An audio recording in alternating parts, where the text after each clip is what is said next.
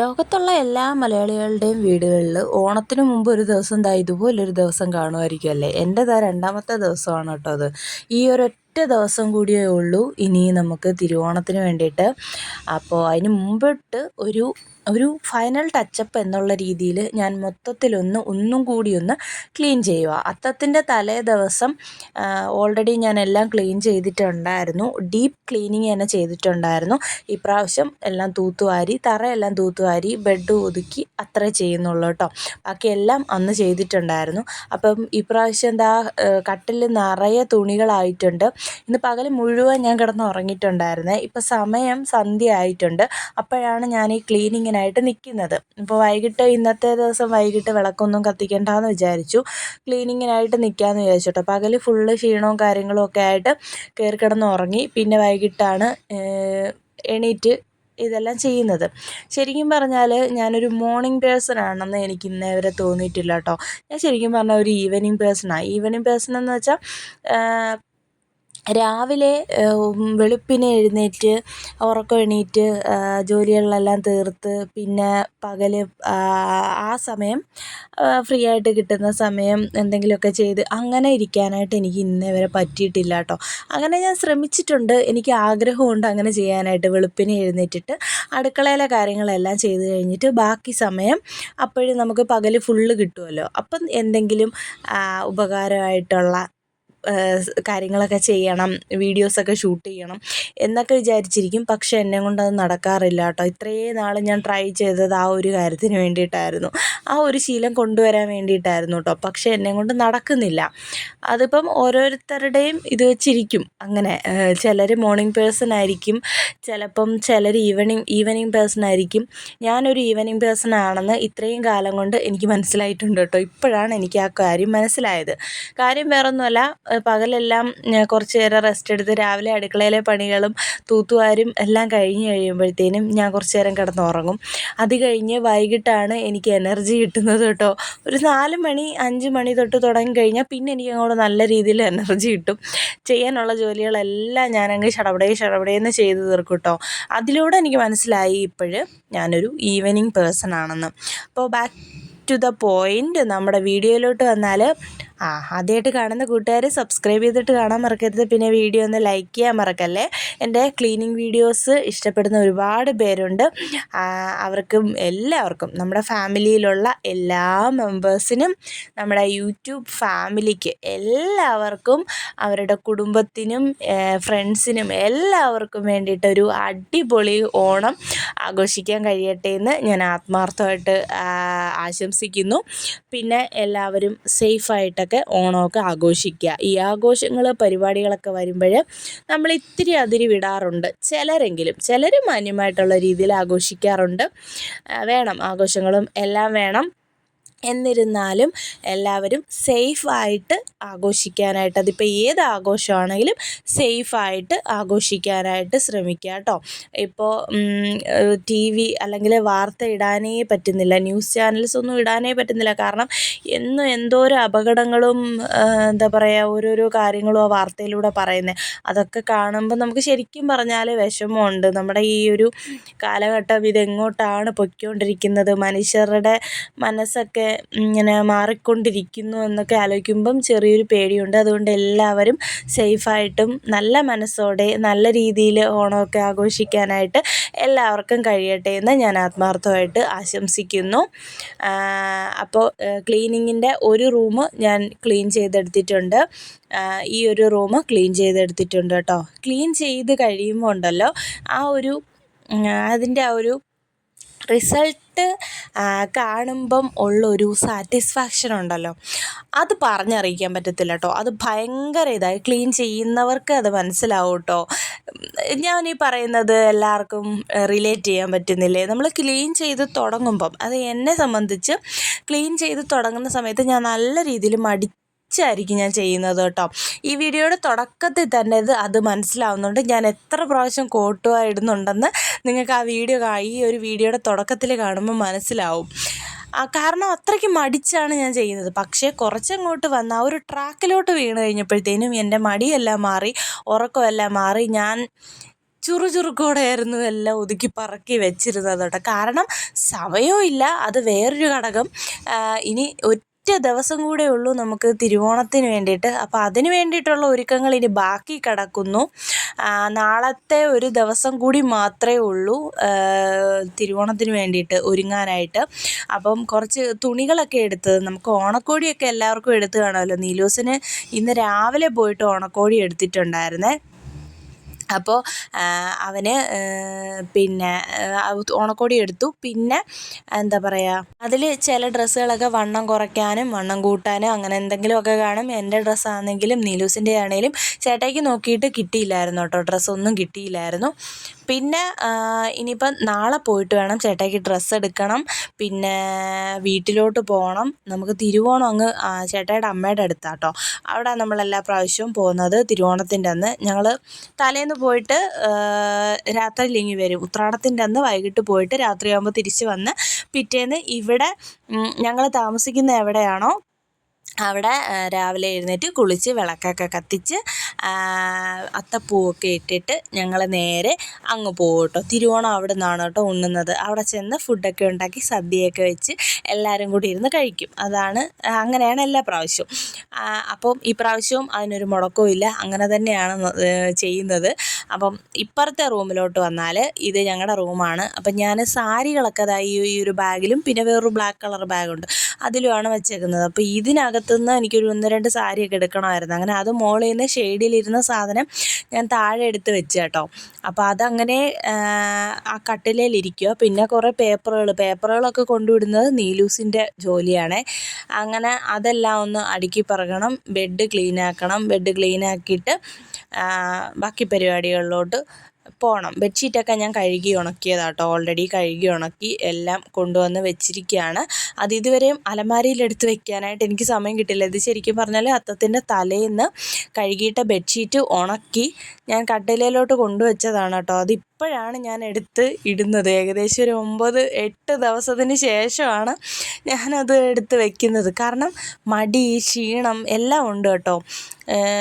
എന്തൊക്കെ പറഞ്ഞാലും മനുഷ്യരല്ലേ, മടിയെല്ലാം വരും. എനിക്ക് നല്ല രീതിയിൽ മടിയുള്ള ഒരാളാണ് കേട്ടോ.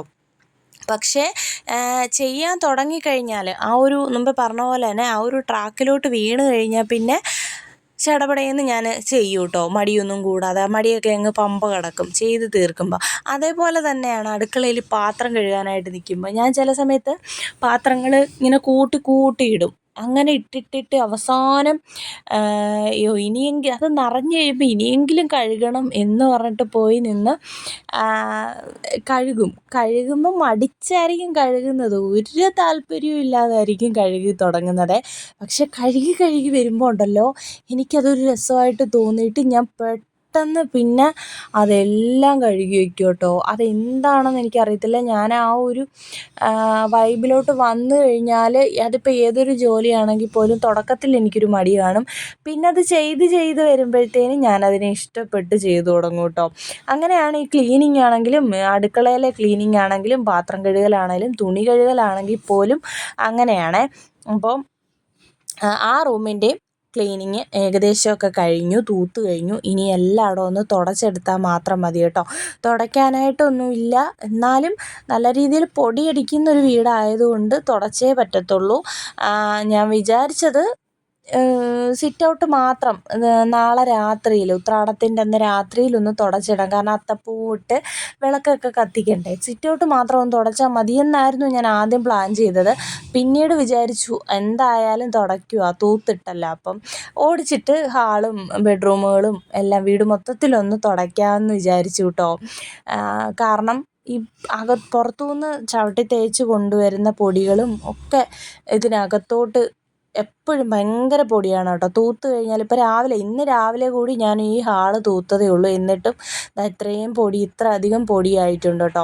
പിന്നെ മെയിൻ ഏരിയയാണ് ഈ ഒരു ഏരിയ. ഇവിടെ കൈ കിട്ടുന്ന സാധനങ്ങളെല്ലാം, കയ്യിലിരിക്കുന്ന എന്ത് സാധനങ്ങളും ഈ ഒരു സൈഡിലോട്ടാണ് എല്ലാവരും, ഈ ഞാൻ ഉൾപ്പെടെ കൊണ്ടുവന്ന് വെക്കുന്നത്. അത് നമുക്കൊരു ചെറിയ സ്ഥലം ഉണ്ടെങ്കിൽ പോലും അവിടോട്ട് കയ്യിലുള്ള സാധനങ്ങളെല്ലാം കൊണ്ടുവന്ന് നിറച്ചങ്ങ് വയ്ക്കും. കുത്തി ഞെരുക്കി അടുക്കി വെക്കുന്ന അവസ്ഥയിൽ. പിന്നെ ഞാൻ തന്നെ അത് പറക്കി മാറ്റും. എന്നിട്ട് ഞാൻ തന്നെ പറയും ഇനി കൊണ്ട് വെക്കല്ലേ എന്ന് പറഞ്ഞാലും രണ്ടുപേരും കേൾക്കത്തില്ല. പിന്നെ ഞാനും വെക്കും. അവർ കേൾക്കുന്നില്ലല്ലോ, പിന്നെ ഞാനും കൊണ്ടുവന്നങ്ങ് വയ്ക്കും. പിന്നെ ഞാൻ തന്നെ അവിടെ അങ്ങ് ക്ലീൻ ചെയ്യുകയും ചെയ്യും കേട്ടോ. പിന്നെ ഇത് നമ്മുടെ ഡൈനിങ് ടേബിളിൻ്റെ മുകളിൽ ഉള്ള പാത്രങ്ങളെല്ലാം കാണും. ഈ ഒരു വീഡിയോയുടെ കമൻറ്റ് ബോക്സ് ഓഫ് ആവാനുള്ള ചാൻസ് വളരെ കൂടുതലാണ്. കാരണം നീലൂസി കാണിക്കുന്ന കണ്ടില്ലേ, ഡ്രസ്സ് ഇട്ടിട്ടില്ല, നിക്കർ മാത്രമേ ഇട്ടിട്ടുള്ളൂ. അപ്പം ആ ഒരു ഭാഗം എനിക്ക് കട്ട് ചെയ്ത് മാറ്റാനും പറ്റുന്നില്ല. പരമാവധി ഞാൻ ഇടയ്ക്കൊക്കെ വെച്ച് കട്ട് ചെയ്ത് മാറ്റിയിട്ടുണ്ട്. പിന്നെ ഈ ക്ലീനിങ്ങിൻ്റെ ഭാഗത്താണ് കൂടുതലും അവൻ വന്നേക്കുന്നത്. അപ്പോൾ എനിക്കത് കട്ട് ചെയ്ത് മാറ്റാനും പറ്റുന്നില്ല. അങ്ങനെ മേശപ്പുറം ക്ലീൻ ചെയ്തിട്ടുണ്ട്. അതുകൊണ്ട് തന്നെ എന്താ പറയുക, നമ്മുടെ കമൻറ്റ് ബോക്സ് ഓഫ് ആവാനുള്ള ചാൻസ് ഉണ്ട്. ഞാനെങ്കിലും ഓണാക്കി നോക്കും. ഓണാവുമെന്ന് ഒരു ഉറപ്പെനിക്കില്ല കേട്ടോ. എന്തായാലും ഓണാണെങ്കിൽ നിങ്ങളുടെ അഭിപ്രായങ്ങളൊക്കെ കമൻറ്റ് ബോക്സിൽ അറിയിക്കാൻ മറക്കരുത്. നമ്മുടെ വീഡിയോ കണ്ടിട്ട് ഇഷ്ടപ്പെടുന്നുണ്ടോ, ഇഷ്ടപ്പെടുന്നില്ലേ, എൻ്റെ ക്ലീനിങ് എങ്ങനെയുണ്ട്, ഡീപ്പ് ക്ലീനിങ് ഒക്കെ എങ്ങനെയുണ്ട് വീഡിയോ എന്നൊക്കെ നിങ്ങൾ കമൻറ്റ് ബോക്സിൽ അറിയിക്കാൻ മറക്കരുത് കേട്ടോ. പിന്നെ എല്ലാവർക്കും ഒരിക്കൽ കൂടി ഓണാശംസകൾ നേരുന്നു. എല്ലാവരും സേഫായിട്ടും സന്തോഷമായിട്ടും ഒക്കെ ഓണം അടിച്ചു പൊളിക്കാൻ എന്താ പറയുക സാധിക്കട്ടെ എല്ലാവർക്കും. ഇടയ്ക്ക് വെച്ചിട്ട് ഞാൻ എന്നും അപ്ലോഡ് ചെയ്യുന്ന വീഡിയോ എന്ന് പറയുന്നത് ക്ലീനിങ് വീഡിയോസ് ആയിരുന്നു. പക്ഷേ പിന്നെ അങ്ങോട്ട് വന്നപ്പോഴത്തേനും ഞാൻ ഡെയിലി വ്ളോഗ് അങ്ങനത്തെ വ്ളോഗ്സും വീഡിയോസും ഒക്കെ ആയിട്ട് അപ്ലോഡ് ചെയ്യാനായിട്ട് തുടങ്ങി. കാരണം ഡെയിലി ക്ലീനിങ് വീഡിയോ എടുക്കാനായിട്ട് എനിക്ക് പറ്റുന്നില്ലായിരുന്നു. ഡെയിലി ക്ലീനിങ് ഒന്നും നടക്കുന്നില്ലായിരുന്നു. അത് പറ്റുന്ന സമയത്തായിരുന്നു ഡെയിലി ഞാൻ ക്ലീനിങ് വീഡിയോസൊക്കെ അപ്ലോഡ് ചെയ്യുന്നത്.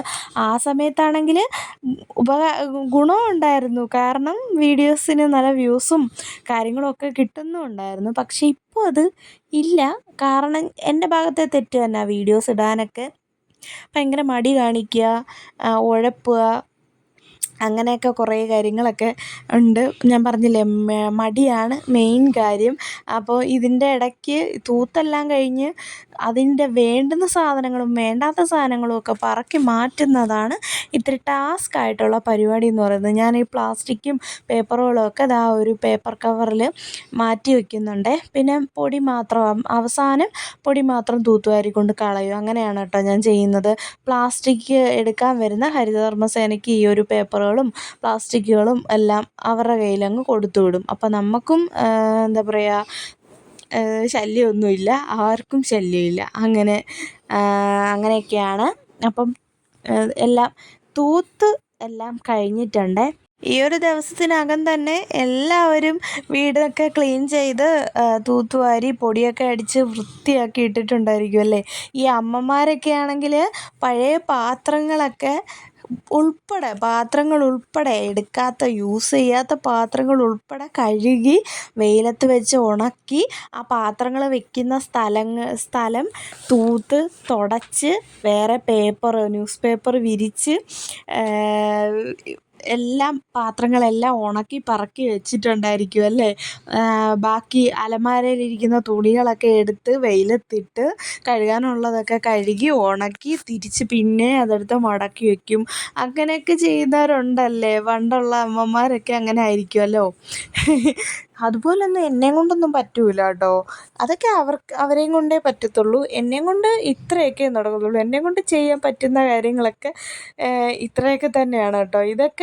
ഇത് തന്നെ ചെയ്യുന്നത് ഭയങ്കര കാര്യം എന്നുള്ള ഒരു ചിന്തയിൽ നടക്കുന്ന ഒരാളാണ് കേട്ടോ. കാരണം ഇതുപോലൊന്നും ഇപ്പം അങ്ങനെ ആരും അങ്ങനെ ചെയ്യുമെന്ന് എനിക്ക് തോന്നുന്നില്ല. ചെയ്യുന്നവരും ഉണ്ട്.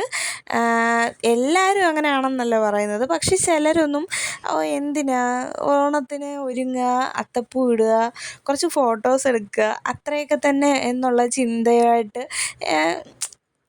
ഇനി അങ്ങോട്ടുള്ള തലമുറകളും ചിലപ്പം അങ്ങനെ ആയിരിക്കും ചിന്തിക്കുന്നത്. എനിവേ, എന്തൊക്കെയാണെങ്കിലും എല്ലാവരും സേഫായിട്ടും ഹാപ്പി ആയിട്ടൊക്കെ ജീവിക്കട്ടെ. എന്തൊക്കെ ചെയ്തു, എന്തൊക്കെ ചെയ്തില്ല, എന്തൊക്കെ ഉണ്ട്, എന്തൊക്കെ ഇല്ല, അതിലൊന്നുമല്ല കാര്യം. എല്ലാവരും ഹാപ്പി ആയിട്ടും സമാധാനമായിട്ടും ജീവിക്കാൻ പറ്റുന്നു, അത് തന്നെ വലിയ കാര്യമെന്നാണ് ഞാൻ വിശ്വസിക്കുന്നത്. അപ്പോൾ ഒരിക്കൽ കൂടി എല്ലാവർക്കും ഹാപ്പി ഓണം നേർന്നുകൊണ്ട് നമ്മുടെ ഈ ഒരു വീഡിയോയുടെ വൈൻഡപ്പ് ചെയ്യാം. എൻ്റെ ക്ലീനിങ് ഒക്കെ ഇവിടെ ഏകദേശം കംപ്ലീറ്റ് ആയിട്ടുണ്ട്. എല്ലായിടവും തൂത്ത് തുടച്ച് വൃത്തിയാക്കി നീറ്റ് ആൻഡ് ക്ലീൻ ആക്കി ഇട്ടിട്ടുണ്ട്. എല്ലാ ദിവസവും ഇങ്ങനെ കിടക്കണം എന്നെനിക്ക് അതിയായ ആഗ്രഹമുണ്ട്. പക്ഷേ അത് നടക്കാറില്ല. ഞങ്ങൾ തന്നെയാണ് അതിനുള്ള കാരണം. ഇതേപോലെ മെയിൻറ്റെയിൻ ചെയ്ത് പോയിക്കഴിഞ്ഞാൽ ഇതേപോലെ തന്നെ കിടക്കും. പക്ഷേ ഡെയിലി തുടയ്ക്കാനായിട്ടുള്ള ഒരു കപ്പാസിറ്റി എനിക്കില്ല. അതുകൊണ്ട് ഞാൻ എന്നും തുടയ്ക്കത്തില്ല. ഇന്ന് എല്ലാം ക്ലീനാക്കി നീറ്റ് ആൻഡ് ക്ലീനാക്കി വെച്ചിട്ടുണ്ട്. അപ്പോൾ ഇത്രയൊക്കെയാണ് നമ്മുടെ വിശേഷങ്ങൾ. ബാക്കി വിശേഷങ്ങളൊക്കെ ആയിട്ട് അടുത്ത വ്ളോഗുമായിട്ട് ഞാൻ വരുന്നതായിരിക്കും. Tata, bye bye, see U.